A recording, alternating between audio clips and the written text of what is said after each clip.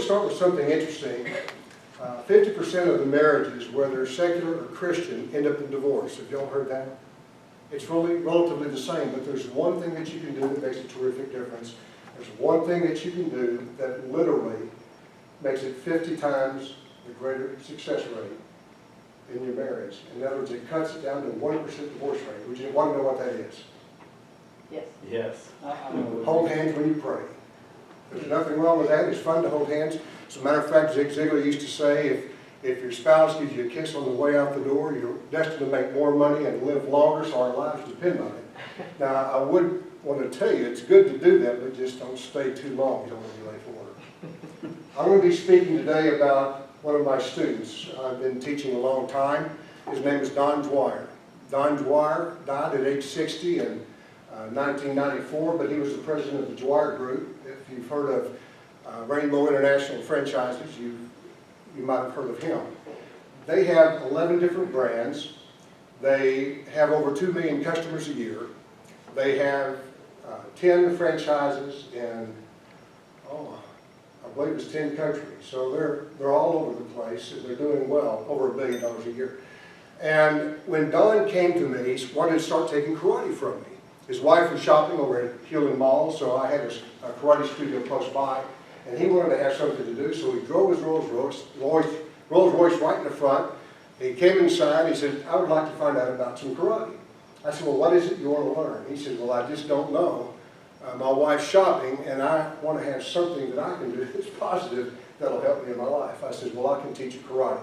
So I began to teach him. I would either teach him at my school on South Hewlin, or I would drive down to Waco, Texas, to his ranch. He had several valuable thoroughbred horses there. He was living the dream life, if you will. He had all the accolades of success, very wealthy. Fortune magazine said he'd be the richest man in the world by the year 2000, back in 1989 in that area. But I told Don, I said, you know, Don, one thing I want you to be careful about is you're working so hard, you might be the richest guy in the cemetery. Turned out that I was correct. A few years later, he did pass away while he was at a conference in Hawaii. But one time when I went down to work with him in Waco, I noticed that he couldn't touch his toes. I said, well, Don, why is it that you can't touch your toes? I mean, you're this far away. He said, I haven't been able to touch my toes since I'm 10 years old. I've never been able to touch my toes. I don't think I'll ever be able to touch my toes. I've seen doctors, I've seen physical therapists, I've even gone to a psychiatrist to try to help me figure out why I can't touch my toes, and it's just not happening. I said, Don, I can help you. I can have you touching your toes before we leave class today. Well, he didn't believe me, but he allowed me to go ahead and try. Within 20 minutes, he was touching his toes.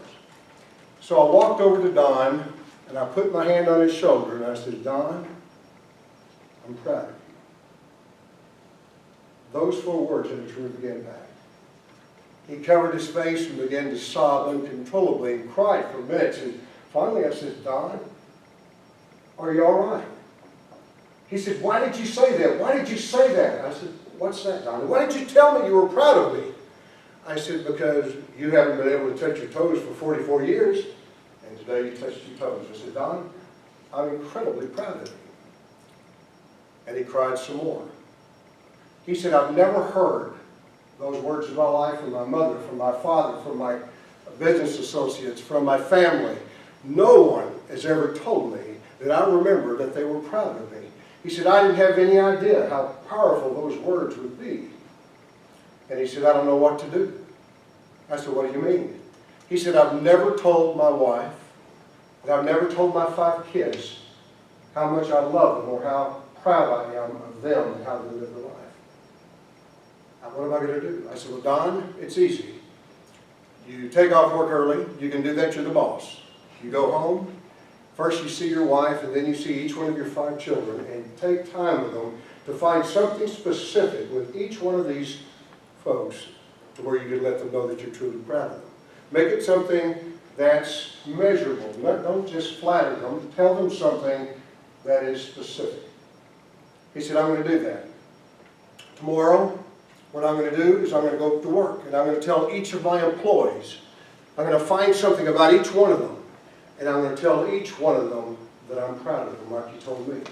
He said, I never had any idea it would have this much of an effect. He said, I know what else I'll do. I'm going to go to my conference coming up next week. The timing's perfect. I'm going to go and I'm going to speak in front of everyone there and let them know that I am proud of them for reaching out in the communities as franchisees and making a difference in this world. He said, I know it's going to help. I said, absolutely. Well, I didn't hear much, and he was gone and came back into town. So about a month later, we were back in class working out. I was in Waco again. He said, I want to tell you, I've never been this happy in my life, Richard. My wife has never been so kind and so loving and so doting. And he said, my kids, I've never seen them this happy. I just can't get them away from them. They just hang around me all the time now. Ever since I told them I was proud of them. I said, well, how did it go to work? He said the same thing. He said, I can't believe what's going on up there. And the franchisee at the conference, I mean, I had so many people crying. I just didn't know what to do. But it was good. It affected them like it did me. They hadn't heard it often enough. He said, as a matter of fact, our business is up 18% in this last month. And Richard, that is a lot of money. Well, I was pleased. I said, fantastic. I said, does this mean there's a possibility, maybe for a small commission for the one who got this started? He said, no, not at all, Richard, but thank you. I do thank you. Not going to give you the money, but I'm sure grateful. And then Don passed away a few years after that. Doctor told him not to go to Hawaii for the big conference, a large franchising conference. He said, well, I'll have my surgery when I get back on Monday. He died Saturday. He's buried in the Grand Cayman and Cayman Islands. He's in shorts, sunglasses, and a floppy hat. That's Don Dwyer. But his daughter is running the company. Dina Dwyer Owens has taken this company and continued the legacy of what her father started. I used to travel with them as a family when we would go out of town and out of the country. And I really felt like that Don was my own father. We had that kind of a good relationship. His daughter and sons are just like my sister and brothers. And I was pleased when I saw a few years ago on Undercover Boss that Dina Dwyer Owens was representing the Dwyer Group, which she went undercover. And there's one part of that show that I will never forget that I think absolutely impacts the all-in philosophy that you're wanting to engage now. Because bringing all the 7 brands is what it was and 10 different countries, how they were able to bring it all together by those 4 words. I'm watching Dina as she's speaking to one of the ladies who was a working mom and housewife. She was out working in Mr. Rooter, which is one of the franchisees, that franchise companies he had. And Dina sat there, she said, I'm going to tell you something my dad taught me a long time ago that made a difference in my life, and it's made a difference for the success of this company. She said, I want to tell you that I'm proud of you. I'm so proud of you. And they both cried. The good thing about that is I realized that just a few words that I made, unrehearsed, unprepared, that it made a difference in the life not only of his family and of the company, of all 7 brands, of all 10 countries, over $1 billion of business a year. A lot of that's attributed because they have understood the value that they each have. The manifestations of a poor self-image affect us all if we're not careful. And the first person that we have to convince to have a strong self-image that we have to prepare is going to be ourselves, the one we look at in the mirror every day. We also need to make sure that we have a strong family relationship at home, because if you're worried about what's going on at home, you can't be concerned about what's going on at work. And if you're at work worried about home, and home worried about work, you're so busy traveling you don't get much accomplished. As a sergeant, I would always tell my employees, let me tell you, if you have problems at home, stay home. Work it out though. And then if you need to come back to work, fine. At least get everything covered. Make sure you don't have any cases overdue. Make sure you don't have any prisoners that stay too long in jail. But I said, make sure you get that family responsibility taken care of. And so in doing so, they were very successful. They didn't call off work. I couldn't get them to take off work. The family was happy. I got phone calls from the wives and from the husbands because I don't use bad language. And I don't allow that in my workplace. I don't think that my people working with me are going to be cussing.